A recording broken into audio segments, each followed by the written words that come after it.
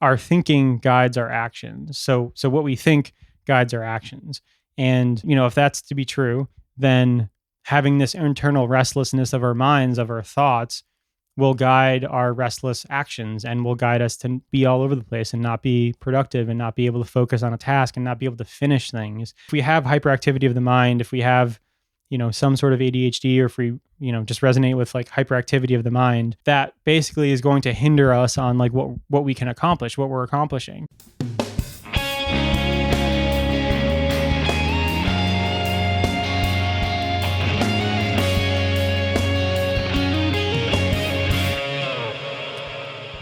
Hello and welcome to episode 81 of Working Towards Our Purpose. In today's episode, we're going to talk about how to focus with ADHD and one thing you can do to try to help regain mental clarity. But before we get into that, we're going to take a moment and check in with ourselves and see how we're feeling today and where we're at.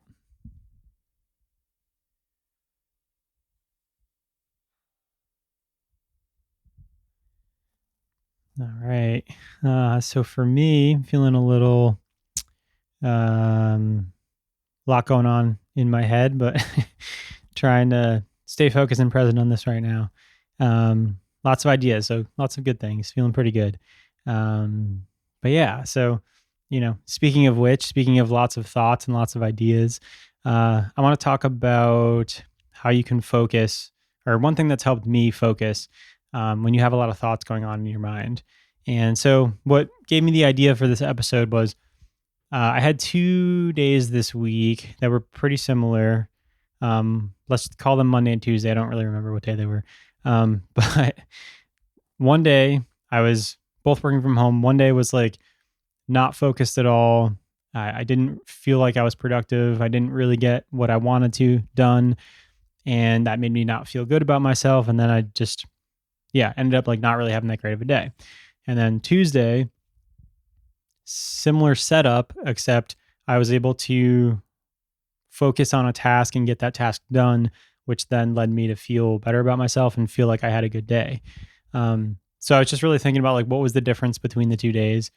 And there was a thing that I did, and we'll get into that in a little bit. But before we get into that, I do want to talk about ADHD. And it's something that I've been thinking a lot about recently. I was doing some research for this episode, looking up some stuff about ADHD. For me, when I was growing up, I grew up in the 90s, so 90s, 2000s. So the language around ADHD and what I was like hearing from adults growing up about ADHD was mostly that it was like this fake thing, that like it was basically bad parenting. Like parents didn't know how to control their kids, so that way, they used it as an excuse for ADHD. And I was a kid, so I don't know if there's any truth to that, but to me, it kind of sounds like a scapegoat of like maybe something's different with your kid and you don't want to admit it. So anyways, there's just this like language around ADHD as being fake. So for me, I never really thought of it as something that I had because it was sort of this inherent negative thing. And especially like kind of like talked down upon, looked down upon. So I never really identified with it. And it hasn't been until recently in therapy where I really started thinking about like, oh, I probably do have some degree of ADHD. I mean, my therapist has told me that I do. So it's just interesting. It's like, if you know this thing about yourself, that can then help you, get more things done, help you get more focused because you know that you have this thing that you're working against, then like, why wouldn't you want that clarity? So, but I think, it just comes with like learning about these different types of ways that our brains work. And we still don't really know that much about it. It's interesting, like listening to videos on YouTube of doctors talking about ADHD, and when they get to some areas, they're like, yeah, we still don't really know much about this and that. So it makes sense as to why, I guess some people might think it'd be fake. So yeah, there are, just to hit on some basic ADHD identifiers. For me, what it feels like is just a lot of thoughts in my head. I always have like constant thoughts and ideas, and it's not all the time, but yeah, just lots of like thoughts and ideas bouncing from one thing to the next. Hard to like focus on one topic. There's a lot of like mental chatter and um yeah, it just feels like there's always like a lot going on, I guess. Um and so yeah, I guess that's kind of how it feels to me. Probably not doing a great job of explaining that, but I was watching this video and Trevor Noah was talking about ADHD, and he did a good job of explaining something. And he was basically saying like, if he's in a conversation with a friend and like a friend brings, I'll use his specific example. Um, so it'll sound weird, but I'm going somewhere. He was saying like he's talking to a friend, and his friend brings up like the shower head, his shower head gets like green or something, and then like keeps going on his conversation. But Trevor Noah in his head stops at like the shower head, and he's thinking about like, oh, why is it green? Oh, that must mean that there's like minerals in your water because green oxidized, copper oxidized turns to green, like the Statue of Liberty. And he kind of just goes on this tangent of like problem solving, like why is his shower head green, before, coming back to the conversation with his friend a couple minutes later and being completely lost. And I definitely identify with that. I look at it as like there's just this like I always want to know why, so I like hyperfixate on like why things are happening, even if it's not really important at all. Um, so so yeah, that's kind of how I feel it's affected me. And I do want to talk about like some basic. There are 3 different types of ADHD. One of them is inattentive, which is having a hard time focusing. The other one is hyperactive, which is the classic when you think of kids like being restless and not being able to sit still. And then the third type is a combination of the both. And then in my research, I came upon this guy, Dr. Barkley, who did like a really good job of explaining adult ADHD versus having ADHD as a kid. And basically, what I learned from that video was that like when you're a kid, when you're really young, you only have your outside world, like the things that you see, and like you don't really have this internal narrative that we have as adults. You don't like think thoughts in your head and then say things and have actions. You just say what you're thinking, and you just have this one external world. But then at some point during kid phase, I'm not really sure when, you start to develop like your internal monologue, and you have thoughts, and you can think things before you say them. And it's not just like, everything doesn't just come out. So with ADHD, hyperactivity, before you have that internal narrative and being able to have thoughts inside your head, you see hyperactivity as just a kid being restless and, blurting out and interrupting. And it's very easy to see hyperactivity. But once you become an adult and you have thoughts in your inner world, you can have that hyperactivity inside your head. And it's a lot harder to diagnose that because a doctor can't really look, well, from my understanding, a doctor can't really look at you and be like, oh, you have a lot of thoughts going on right now. But if you're like fidgety and moving around, you can see that as a visual of hyperactivity. So ADHD in adults looks like lots of thoughts and hyperactivity of the mind. And he also used this term, internal restlessness, which I really resonated with, like just restlessness of your thoughts. So yeah, it's doing all that research and thinking about ADHD, it got me thinking like just the thought that like our thinking guides our actions. So what we think guides our actions.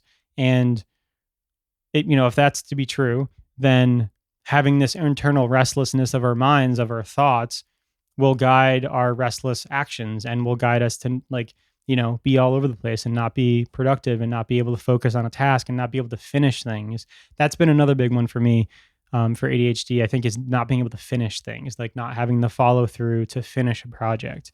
And something I've been getting better at, but especially as a kid.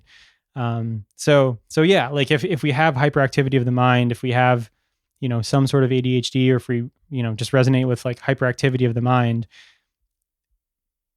that basically is going to hinder us on like what we can accomplish, what we're accomplishing. So So that brings me to the point of this episode is like, what's the one thing that we can do to try to ease that internal restlessness so that we can have clearer minds and clearer actions? And that brings me to the one thing, and it's boring, and it's not like a silver bullet, but it's journaling. And I noticed this because the difference between, back what I was talking about earlier, me being not focused on Monday and being focused on Tuesday, was I journaled first. I journaled before I started my day, and I wrote out basically everything that I was thinking. All of the hyperactivity that was in my head, I was able to put on paper and then sort of detach it from my thinking. So instead of it being like sort of trapped in my head and going on a loop and, just spinning and spinning and spinning, I'm able to put it on paper and look at it and be like, okay, these thoughts, maybe they're not that important right now. Maybe I could put them aside. And maybe these are the ones that I actually want to focus on. And it was just really helpful for me to be able to like calm that hyperactivity of my mind and the restlessness of my mind. And I know it's like, such a simple solution, and it's not really a fun one. Like I know myself, like I don't love journaling. I don't think to do it. Like when my mind is going at 1,000 miles an hour, my first thought isn't like, oh, let me take 10 minutes to journal, because it seems like a waste of time and it seems like that's not going to be helpful. But for me, like, even just this week, it's been really helpful to just do that, to write down and to flush out my thoughts and to see them on paper. And it doesn't have to be long. It could be like 10 minutes. And, it may not be like complete, you're not going to be like Buddha in your head and have no thoughts, but it definitely helps to get like a big percentage of them like processed. Cause I think when you write your thoughts down, you're able to sort of process them and to let them go. So then you're not like storing them all in your head anymore.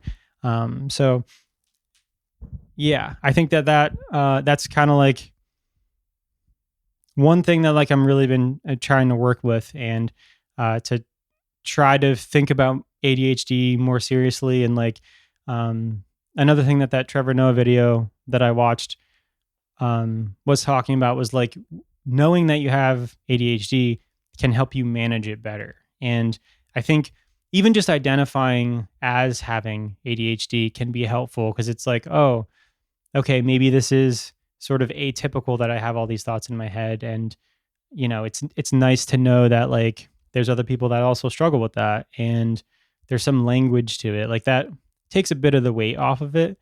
But for me, I've also found it hard to identify with certain labelers like ADHD and depression. So, I guess approach it as you see fit. But yeah, I guess what I'm trying to say is like I'm trying to more identify with the language of ADHD and not seeing it as this negative thing that is poor parenting, like that the story that I grew up with, and seeing it more as like, okay, this is the way that my brain works, and if my brain works this way, maybe there's things I can do to make it work a little more efficiently or work with ADHD instead of working against it. And this strategy, journaling, can be, for me, has been helpful in trying to like work with all of these thoughts instead of against them and keeping them all to myself in my head.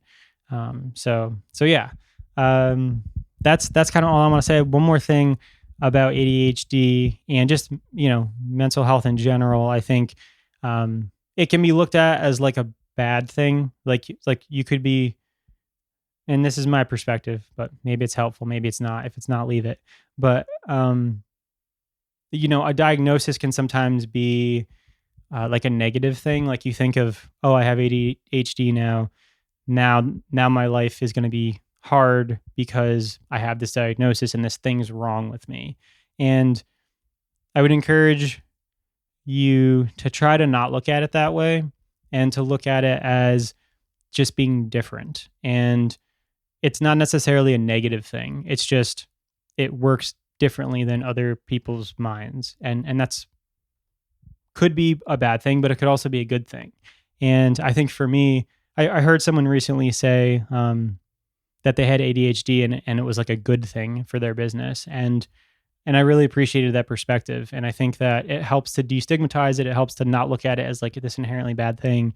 But for me, like a positive thing of ADHD, I think is I always come up with ideas. I always have these ideas. Like I have just so many ideas all the time. And that's a great thing. Like it helps me be creative. It helps me have these unique solutions to things. Like, so yeah, that's not a bad part of it. But I think if I can work a little bit better to try to, focus in on like those ideas, then that could be a little bit more helpful. I can learn to work with ADHD and use the good parts and, learn to work with the bad parts. So yeah, I just want to say that it's not inherently negative. And I think I'll leave it on that. And one last thing, if journaling seems like overwhelming and if you've never done it before, and it's like, yeah, that sounds great, but I'm not going to like go journal tomorrow because I don't know how to do that. Totally fair. And I would encourage maybe you to download my PDF guide that's about softening your inner critic and being kinder to yourself. I think that might be a good place to start for journaling because I have a lot of specific journaling prompts that tell you like exactly what to do. So if you're feeling a little intimidated by journaling on your own, you can download this free guide. Links in the show notes of every episode, and maybe you could start there. So hopefully this has been helpful, and I will see you on another podcast real soon. Take care.